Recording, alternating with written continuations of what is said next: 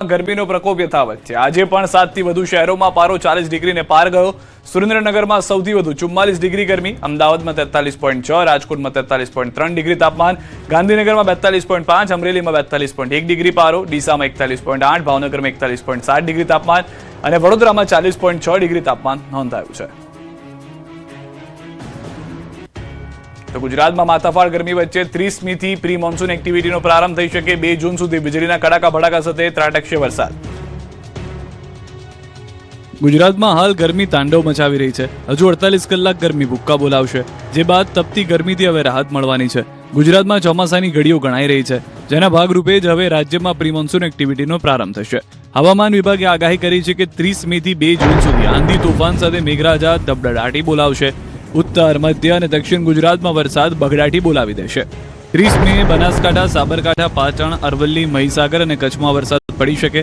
31 મે દાહોદ, છોટાઉદેપુર, બનાસકાંઠા, સાબરકાંઠા, પાટણ, અરવલ્લી, કચ્છ અને મહીસાગરમાં વરસાદની વકી છે। 1 જૂને પંચમહાલ, વડોદરા, નર્મદા, દાહોદ, છોટાઉદેપુર, બનાસકાંઠા, સાબરકાંઠા, પાટણ, અરવલ્લી, ભાવનગર અને અમરેલીમાં ત્રાટકી શકે છે વરસાદ। 2 જૂને ડાંગ, તાપી, ભાવનગર, અમરેલી, પંચમહાલ, વડોદરા, નર્મદા, દાહોદ, છોટાउदेपुर, बनासकांठा, साबरकांठा ने अरवली में पड़ी શકે છે વરસાદ। 30 मई से लेकर 2 जून तक इक्का दुक्का स्थानों में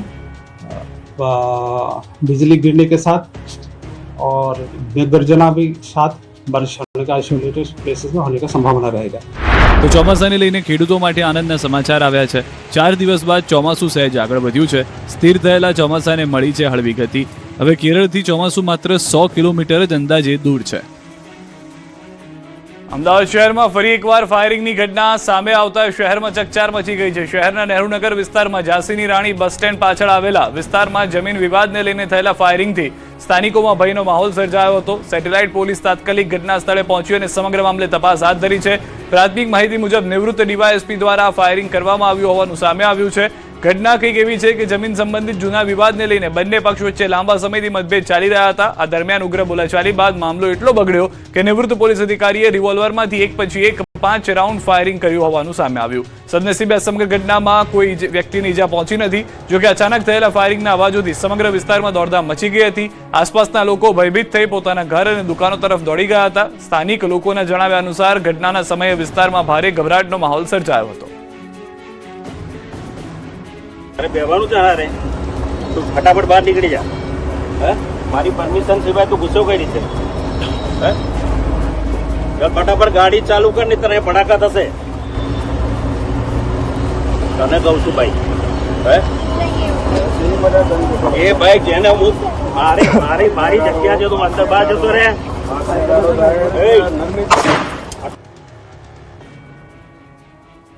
અને હું છેલ્લા ઘણા સમયથી એ લોકોએ કામ બંધ કરાવડાયું અને હું પૈસા માંગુ છું તો પૈસા એ લોકો આપતા નથી।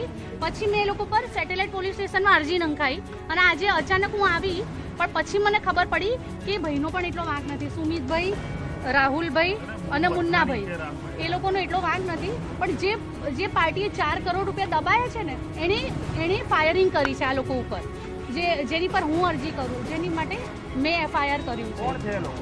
અમિતભાઈ, સુમિતભાઈ અને મુન્નાભાઈ કરીને 3 એ લોકોનું બેકગ્રાઉન્ડ નથી ખબર, એ લોકો આ સ્ટોલનું કામ એ લોકોનું છે, જેમાં મેં સ્ટોલ રાખ્યો હતો બરાબર। પણ હવે એ લોકોએ ફાયરિંગ થર્ડ પાર્ટી જ નીકળી, જેની આ જગ્યા છે ચૌહાણ છે કોઈ, એને અત્યારે સેટેલાઇટ પોલીસ સ્ટેશન લઈ ગયા છે પોલીસવાળા। કચ્છના દરિયામાંથી 1180 કરોડનું ડ્રગ્સ ઝડપાયું। બ્રાઝિલથી લાવી દિલ્હીમાં ડિલિવરી થવાની હતી। ગુજરાતનો દરિયો જાણે ડ્રગ્સનો જરિયો બની ગયો હોય તેવું લાગી રહ્યું છે। ડ્રગ્સની ડિલિવરી થાય તે પહેલા જ કોસ્ટગાર્ડ અને ગુજરાત ETSએ ડ્રગ્સ માફિયાઓનો પ્લાન ઊંધો વાળી દીધો છે। મુન્દ્રા તરફ આવી રહેલા યુરોપ નામના કાર્ગો શિપમાં કોકેનનો જથ્થો હોવાની બાતમીના આધારે ETS અને કોસ્ટગાર્ડે સંયુક્ત ઓપરેશન હાથ ધરતા શિપ પરથી 1180 કરોડથી કિંમતનું 118 કિલો કોકેન મળી આવ્યું। ETSએ કોકેન લાવી રહેલા એક અને દિલ્હી જે ડિલિવરી લેવાના હતા તે 2 શખ્સો મળીને કુલ 3ને ઝડપી પાડ્યા, જ્યારે એક શખ્સ દરિયામાં કૂદી જતા તેની શોધખોળ હાથ ધરવામાં આવી છે। મુન્દ્રા સુધી પહોંચી ગયેલા કરોડોની કિંમતના ડ્રગ્સનો જથ્થો બ્રાઝિલથી લોડ કરાયો। શિપમાંથી નાની બોટ મારફત આ જથ્થો બહાર કાઢી દિલ્હી ડિલિવરી થવાની હતી। આ શિપ 4 દેશ ફરીને મુન્દ્રા પોર્ટ પહોંચ્યું હતું। યુરોપ નામના કાર્ગો શિપમાં બ્રાઝિલમાં કોકેનનો જથ્થો લોડ કરાયો। ત્યારબાદ આ ship Latin America, Mexico, USA અને કરાચી થઈને મુન્દ્રા આવી રહ્યું હતું। કોકેનનો આ જથ્થો દિલ્હીના દ્વારકામાં રહેતા વિદેશી નાગરિકોને આપવાનો હતો. આરોપીઓ પાસે ડ્રગ્સના કુલ 6 પેક હતા, જેમાંથી 5 મળી આવ્યા છે, જેથી એક પેક દરિયામાં ફેંકી દેવાયું છે. આરોપીઓ પાસેથી એક સેટેલાઇટ ફોન પણ કબજે કરવામાં આવ્યો છે, જે આંતરરાષ્ટ્રીય ડ્રગ્સ નેટવર્કની સંડોવણી તરફ ઇશારો કરે છે. આ મામલે રાજ્યના નાયબ મુખ્યમંત્રી હર્ષ સંઘવીએ પોસ્ટ મારફતે પ્રતિક્રિયા આપી છે કે ગુજરાતને ડ્રગ્સનું ગેટવે બનવા દેવામાં નહીં આવે. જે વસ્તુઓ મળી છે એમની શુદ્ધિકરણ કરવામાં આવેલું છે. એમાં પ્રાથમિક દૃષ્ટિએ કોકેન હોવાનું જાણકારી મળેલું છે અને એ અનુસંધાને લગભગ 115 જેટલા પેકેટો રિકવર કરવામાં આવેલું છે. એની કુલ વજન 118 કિલો જેટલા છે અને એની કિંમત દરેક સ્ટ્રીટ વેલ્યુ જે કોકેનનું છે 1 કિલોનો 10 કરોડ રૂપિયા જેટલું છે. આખો દિવસના નાટક બાદ દિયોદર તાલુકા પંચાયતની ચૂંટણી ટળી. અંતે દિયોદર તાલુકા પંચાયતની ચૂંટણી મોકૂફ રાખવામાં આવી છે. આખો દિવસના ડ્રામા બાદ સાંજે દિયોદર તાલુકા પંચાયતના પ્રમુખ અને ઉપપ્રમુખની ચૂંટણી ટાળી દેવામાં આવી છે. ગઈકાલના વિવાદ બાદ આજે ચૂંટણી થશે તેવી આશાએ વહેલી સવારથી દિયોદર તાલુકા પંચાયતે કોંગ્રેસ અને ભાજપના નેતાનો જમાવડો થઈ ગયો. કોંગ્રેસના 12 સદસ્યો અને ભાજપના 10 સદસ્યો કચેરીએ પહોંચી ગયા. બનાસકાંઠા સાંસદ જ્ઞાનીબેન ઠાકોર, પ્રમુખ ગુલાબસિંહ રાજપૂત અને પૂર્વ ધારાસભ્ય શિવા ભુરિયા સહિતના નેતાઓ તાલુકા પંચાયત પહોંચ્યા. કોંગ્રેસના દિગ્ગજ નેતાઓએ ચૂંટણી સભાખંડનું નિરીક્ષણ કર્યું. ગઈકાલની ઘટના પરથી શીખ મેળવી પંચાયત કચેરીની પોલીસ છાવણીમાં ફેરવી દેવામાં આવી હતી. 1 ડીવાયએસપી, 4 પીઆઈ અને 5 પીએસઆઈ સહિતના પોલીસ કાફલો તૈનાત કરી દેવામાં આવ્યો હતો. બીજી તરફ ભાજપ અને કોંગ્રેસના એક મહિલા સદસ્ય સગર્ભા હોવાથી એમ્બ્યુલન્સની પણ વ્યવસ્થા કરવામાં આવી હતી. આ મહિલાઓ માટે ચૂંટણી હોલમાં ગાડલું પાથરવામાં આવ્યું હતું. ટૂંક સમયમાં ચૂંટણી અધિકારીની અધ્યક્ષતામાં તાલુકા પંચાયત કચેરીમાં મળશે સામાન્ય સભા. તેની સૌ કોઈ રાહ જોઈ રહ્યા હતા, પરંતુ અચાનક જ વળાંક આવ્યો અને ચૂંટણી અધિકારી બીમાર પડી ગયા. ચૂંટણી અધિકારીને હોસ્પિટલમાં દાખલ કરવા પડ્યા. ડીએન કાછોડ પાલનપુર સિવિલ હોસ્પિટલમાં દાખલ કર્યા, જેની જાણ થતાં સભાનો સમય બદલાયો. સવારે મળનાર સભા 3 વાગે મળશે તેવી જાહેરાત કરી, જેથી કોંગ્રેસના જ નેતાઓ લાલઘુમ થઈ ગયા. થરાદ કલેક્ટર કચેરીએ રજૂઆત કરવા પહોંચ્યા હતા, પરંતુ કલેક્ટર હાજર ન મળતા કોંગ્રેસ નેતા અકળાઈ ગયા. હવે સભા ક્યારે મળશે તેને લઈને સસ્પેન્સ ઘેરાયું હતું. અંતે સાંજે 5 કલાકે વિવાદોના અંતે ફરી તાલુકા પંચાયતની ચૂંટણી ટળી હોવાની જાહેરાત કરાઈ. પ્રમુખ ઉપપ્રમુખની ચૂંટણી મોકૂફ રખાય. ચૂંટણી અધિકારીના આવતા ચૂંટણી મોકૂફ રખાય. ચૂંટણી માટે આવતીકાલે નવી તારીખ જાહેર કરવામાં આવશે, જેને લઈને કોંગ્રેસ નેતાઓમાં આક્રોશ ફાટી નીકળ્યો. આમાં આખો દિવસ દિયોદર તાલુકા પંચાયત કચેરીમાં જબરો ડ્રામા સર્જાયો. માલિકીની પેઢી એવું વર્તન ત્યાં થઈ રહ્યું છે. નવી તારીખ જાહેર નથી કરાઈ, શું હાઈકોર્ટમાં જશે તો? અમે જે પ્રાંત અધિકારી છે એના સામે પણ હાઈકોર્ટમાં જઈશું. જેણે ચૂંટણી તારીખ નક્કી નથી કરી અને જે ઓથોરિટી છે એના માટે કરીને જે કાયદાકીય અમારે લડાઈ લડવાની થાય એ અમે લડી અને ચૂંટણીની તારીખ હાઈકોર્ટમાં નક્કી કરાવીશું. મગ બાદ ટેકાના ભાવે બાજરીની પણ ખરીદી થશે, તો ઝડપથી ખાલી થયેલા તળાવો ભરાશે. ગુજરાતના ખેડૂતો માટે રાજ્ય સરકારે મહત્વની જાહેરાતો કરી છે. આજથી ઉનાળુ મગના ટેકાના ભાવે ખરીદીને લઈને નોંધણી શરૂ થઈ ગઈ છે.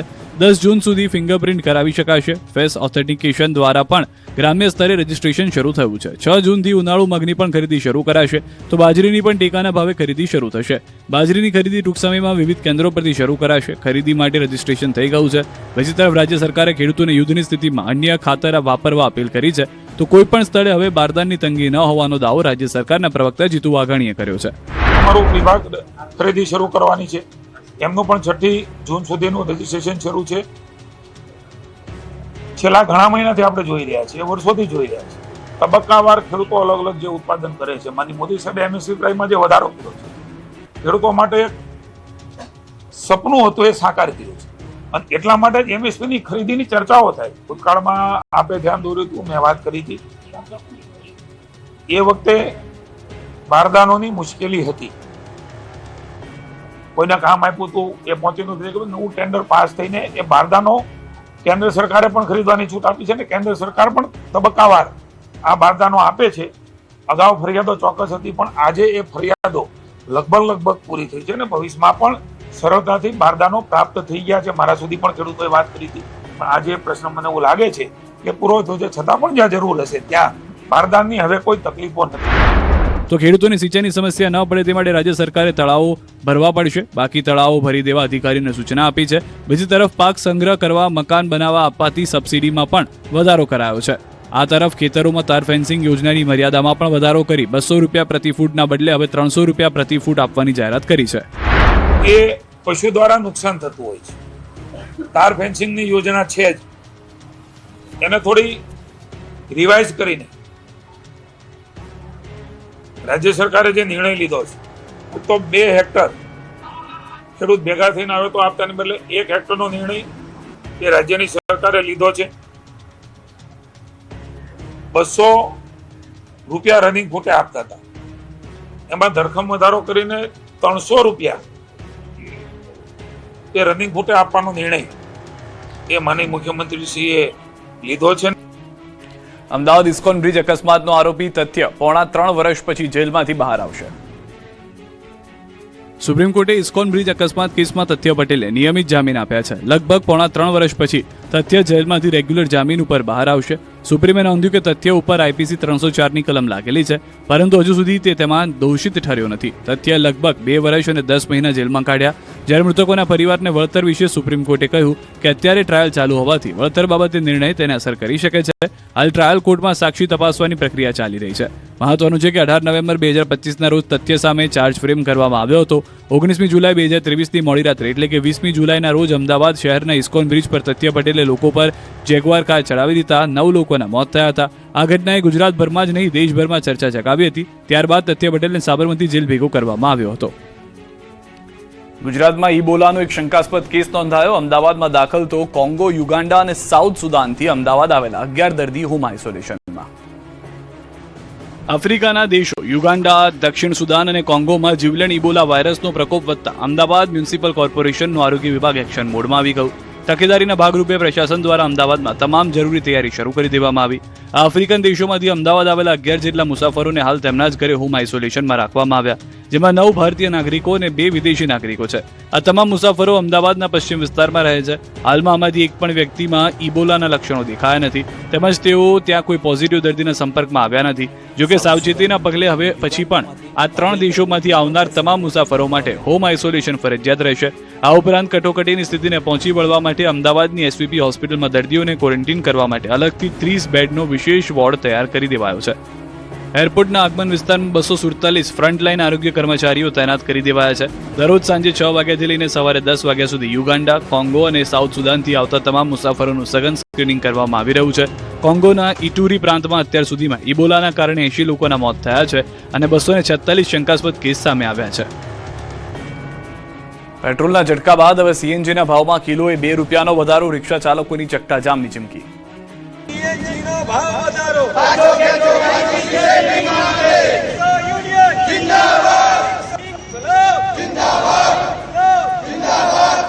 મોંઘવારીથી પીસાતી પ્રજાને એક બાદ એક ઝટકા લાગી રહ્યા છે. પહેલા પેટ્રોલ ડીઝલના ભાવમાં નોનસ્ટોપ વધારો, જેની પાછળ સીએનજીના ભાવમાં પણ ધીમા પગલે વધારો થતા મધ્યમ વર્ગની મુશ્કેલીમાં વધારો થયો છે. જ્યારે પેટ્રોલ, ડીઝલ અને સીએનજીના ભાવ વચ્ચે રેસ ચાલતી હોય તેમ અમદાવાદમાં ગેસ એજન્સી દ્વારા ફરી એક વખત સીએનજીના ભાવમાં કિલોએ 2 રૂપિયાનો વધારો કરવામાં આવ્યો છે.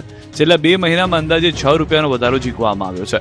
અમદાવાદમાં હવે સીએનજીનો ભાવ 86 રૂપિયા 2 પૈસા જ્યારે વધીને 88 રૂપિયા 2 પૈસા થઈ ગયો છે, જેથી લાખો રિક્ષા ચાલકો અને સીએનજી વાહન ચાલકોને મોટો ફટકો પડ્યો છે. વધતા જતા સીએનજીમાં ભાવ વધારાની સૌથી વધુ અસર રિક્ષા ચાલકો પર જોવા મળી રહી છે, કારણ કે રિક્ષા ચાલકોએ છેલ્લા 3 વર્ષથી ભાડામાં વધારો કર્યો નથી. જ્યારે બીજી તરફ સીએનજીના ભાવમાં સતત વધારો થઈ રહ્યો છે, જેને લઈને રિક્ષા ચાલકો આંદોલનની ચીમકી ઉચ્ચારી રહ્યા છે. માંગણી છે કે સીએનજીનો ભાવ વધારો પાછો ખેંચવામાં આવે અથવા રિક્ષા ચાલકોનું ભાડું વધારવા માંગ કરી છે. જો ભાવ વધારો કરવામાં નહીં આવે તો આગામી 1 જૂનથી ચક્કાજામની ચીમકી ઉચ્ચારી છે. 1 જૂનના રોજ રિક્ષા ચાલકો ગાંધીનગર પહોંચીને ચક્કાજામ અને હડતાલ કરશે.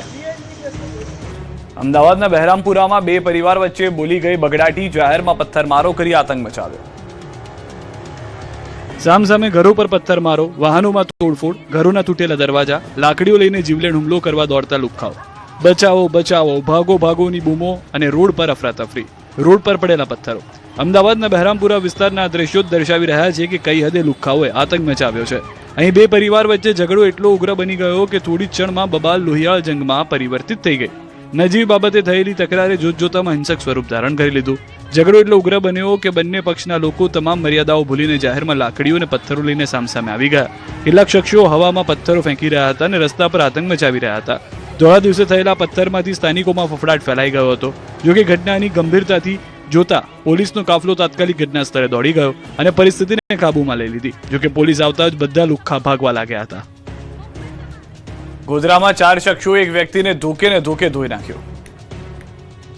પંચમહાલના શહેરમાં યુવકને બેરહેમીપૂર્વક માર માર્યો. જ્યાંના અણિયાદ ચોકડી વિસ્તારમાં 4 શખ્સોએ એક વ્યક્તિને ધોકા વડે ધોલાઈ કરી નાખી. પ્રેમ પ્રકરણના ફોટા વાયરલ કરવાની અને ખોટા કેસમાં ફસાવી દેવાની ધમકી આપી 4 શખ્સો એક વ્યક્તિને માર માર્યો.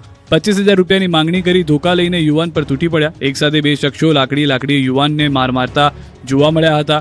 આ તરફ મારથી બચવા યુવાન દુકાનની અંદર ઘૂસી જતા અંદરથી ખેંચી બહાર લાવીને નિર્દયી રીતે માર મારવામાં આવ્યો. લાકડીઓના મારથી ઇજાગ્રસ્ત માજીદ ખાનને હાથ અને પગમાં ફ્રેક્ચર થતા ગોધરાની ખાનગી હોસ્પિટલમાં સારવાર માટે ખસેડવામાં આવ્યો. શહેરા પોલીસે રમીશ શેખ, રમઝાન શેખ, શકીલ શેખ અને મોહસિન શેખ સામે ગુનો નોંધી 4 આરોપીઓને ઝડપી કાયદેસરની કાર્યવાહી હાથ ધરી. પાટણ શહેરમાં તોફાની તત્વોનો આતંક. પાટણ શહેરમાં ફરી એકવાર અસામાજિક તત્વોનો આતંક સામે આવ્યો છે. વામૈયા ગામના માથાભારે શખ્સોએ જાહેરમાં દાદાગીરી કરી કાયદાના લીરે લીરા ઉડાડ્યા છે. પાટણના એક સ્ટોરમાં વામૈયા ગામનો જહુ ઠાકોર તેમના સાગરીતો સાથે ધસી આવ્યો અને સ્ટોર મેનેજર સહિતના કર્મચારીઓને ધમકાવીને ભયનો માહોલ પેદા કર્યો. જહુ ઠાકોર અન્ય કોઈ નહીં પણ કુખ્યાત જીલિયાકાંડનો મુખ્ય આરોપી છે અને તેની સામે અગાઉ પણ અનેક ગુના નોંધાઈ ચૂક્યા છે.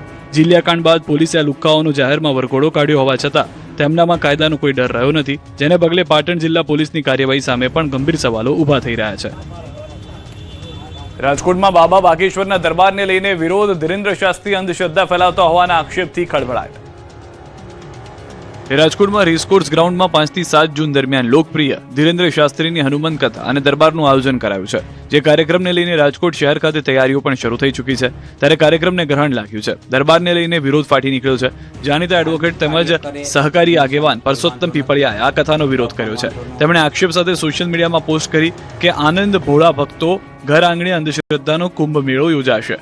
પરસોત્તમ પીપળિયાએ આક્ષેપ કર્યો કે ધીરેન્દ્ર શાસ્ત્રી ધાર્મિક કાર્યક્રમ કરે તેની સામે કોઈ વાંધો ના હોઈ શકે, પરંતુ તેમના દ્વારા જે અંધશ્રદ્ધા ફેલાવવામાં આવી રહી છે તેનો અમે વિરોધ કરી રહ્યા છીએ. સરકારે પણ અંધશ્રદ્ધા ફેલાવનાર વ્યક્તિને કાર્યક્રમ કરતા અટકાવવા જોઈએ. પીપળિયાના વિરોધને લઈને ચકચાર મચી ગઈ છે. માત્ર ને માત્ર જે અંધશ્રદ્ધા ફેલાવે છે એ અંધશ્રદ્ધા સામે વાંધો છે અને એનો વિરોધ થવો જોઈએ અને વિરોધ થઈ રહ્યો છે. કારણ કે લોકોને અંધશ્રદ્ધામાં રાખીને તેનો ગેરલાભ લેવો એ પણ ગેરકાયદેસર છે. રાજકોટ NSUI દ્વારા સૌરાષ્ટ્ર યુનિવર્સિટી ખાતે વિરોધ પ્રદર્શન. કુલસચિવને NSUIએ જાલમુડી મેલોડી આપી.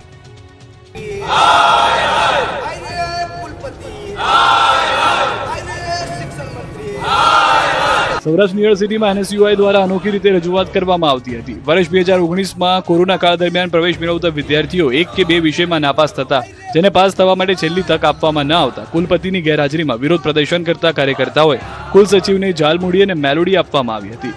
રાજકોટ NSUIની મોટી સંખ્યામાં કાર્યકર્તાઓ સૌરાષ્ટ્ર યુનિવર્સિટી ખાતે પહોંચ્યા અને વિરોધ પ્રદર્શન કરી 2019માં ફેલ થયેલા વિદ્યાર્થીઓને ફરી પરીક્ષા આપવા મોકો આપવામાં આવે અને 45 દિવસમાં રિઝલ્ટની જાહેરાત કરવામાં આવે. સાથે જ અલગ અલગ મુદ્દાઓને લઈને પણ વિરોધ પ્રદર્શન કરવામાં આવ્યું. આ મુદ્દે કુલસચિવ અજયસિંહ જાડેજાએ ખાતરી આપી કે ટૂંક સમયમાં પરિપત્ર બહાર પાડી પરીક્ષાનો કાર્યક્રમ જાહેર કરવામાં આવશે. બનાસકાંઠાના પશુપાલકો માટે આનંદના સમાચાર. બનાસ ડેરીએ દૂધના ખરીદ ભાવમાં વધારો કર્યો. કાળઝાળ મોંઘવારી અને બધેથી ભાવ વધારા સિવાયના કોઈ સમાચાર આવી નથી રહ્યા, ત્યારે બનાસકાંઠાના પશુપાલકો માટે રાહતના સમાચાર આવ્યા છે.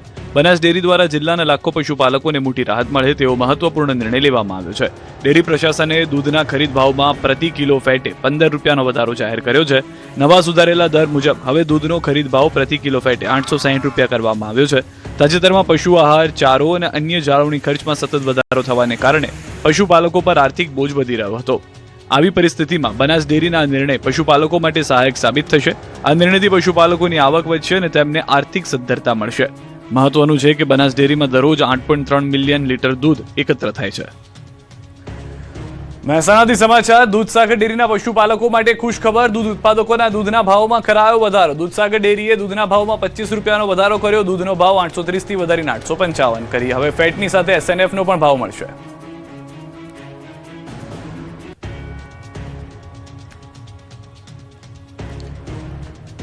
જૂનાગઢના ઘેડના ખેડૂતોએ ચોમાસા પહેલા પાળા બાંધવા માંગ કરી છે. ચોમાસામાં પાળા તોડીને ઓજતનું પાણી ખેતર અને ગામમાં ફરી વળવું એ ઘેડ પંથકના જાણે કે સામાન્ય ઘટના બની છે. આ વર્ષથી સરકાર દ્વારા ઘેડની નદીઓને પહોળી બનાવવાની, પાણી ભરાવાની સમસ્યાથી જનતાને મુક્ત કરવાની કામગીરી શરૂ કરી છે. જોકે કેટલીક જગ્યાએ ગયા ચોમાસામાં તૂટેલા પાળા હજુ પણ ફરી સાંધવામાં ન આવતા ખેડૂતોની ચિંતા વધી છે. કેશોદના બાલાગામના ખેડૂતોએ માંગ કરી છે કે જાળી ઝાંખરા દૂર કરીને નદીની સફાઈ થાય અને પાળાનું સમારકામ કરવામાં આવે. બીજી તરફ સિંચાઈ વિભાગે દાવો કર્યો છે કે ગયા વર્ષે અંદાજે 35 જેટલી જગ્યાએ પાળા તૂટ્યા હતા, જેમાંથી અડધા પાળાનું સમારકામ થઈ ગયું છે, જ્યારે બીજાનું સમારકામ ચાલી રહ્યું છે. ઇન્ચાર્જ કાર્યપાલક ઇજનેરે દાવો કર્યો કે ચોમાસા પહેલા કામ પૂરું કરી નાખીશું. રાજકોટના લોકોને ફરી દાખલા માટે લાઇનમાં ઊભા રહેવાનો વારો આવ્યો છે. એક તરફ સ્કૂલોમાં પ્રવેશની પ્રક્રિયા શરૂ થઈ ગઈ છે, સ્કૂલો શરૂ થવાની છે, ત્યારે રાજકોટના લોકોને ફરી એકવાર દાખલા માટે જંગ લડવો પડે તેવી સ્થિતિનું નિર્માણ થયું છે. રાજકોટ મહાનગરપાલિકાના સિવિક સેન્ટર ખાતે લાંબી કતારો જોવા મળી રહી છે. સ્કૂલમાં નવા એડમિશન, આધાર કાર્ડ માટેનો જન્મનો દાખલો તેમજ જન્મ મરણના દાખલા કાઢવા માટે લોકોને હાલાકી પડી રહી છે. જન્મ મરણના દાખલા માટે 30 લોકોને જ કેન્દ્રમાં એન્ટ્રી આપવામાં આવે છે, જેની સામે મોટી સંખ્યામાં અરજદારો આવે છે, જેમને કલાકો સુધી ઊભા રહેવું પડે છે. તો બીજી તરફ દાખલા માટેનું પોર્ટલ ધીમું ચાલતું હોવાથી પણ અરજદારોને મુશ્કેલીનો સામનો કરવો પડી રહ્યો છે. ભાવનગરમાં ગાયે 48 કલાક સુધી યુવાનને પગ અને શિંગડાથી ચૂંદ્યો તો ડાંગમાં દીપડો હોટલમાં વેકેશન કરવા પહોંચ્યો. કંઈક આ રીતે લગભગ 48 સેકન્ડ સુધી ગાયે યુવાનોને પગથી ચૂંદી અદમુઓ કરી નાખ્યો. હચમચાવી નાખનારા અને થોડા દિવસે યુવાનને મોત દેખાડનારા ગાયના આ દ્રશ્યો છે આતંકના મહુવા શહેરના, જ્યાં જાબા વિસ્તારની શાળા નંબર 4 પાસે આતંકના દ્રશ્યો જોવા મળ્યા. યુવાન ચાલીને જઈ રહ્યો હતો ત્યારે એક રખડતી ગાયની તેની પાછળ પડતા દ્રશ્યો જોવા મળ્યા. ગાયની આક્રમકતા જોઈને યુવાન જીવ બચાવવા ભાગ્યો, પરંતુ યુવાન જાણે ગયા જન્મનો દુશ્મન હોય તે રીતે યુવાનની પાછળ દોડી શિંગડા ભરાવી યુવાનને પાડી દીધો. બાદમાં યુવાનને પગેથી કચડવા લાગી. ક્યારેક શિંગડાથી હુમલો કર્યો.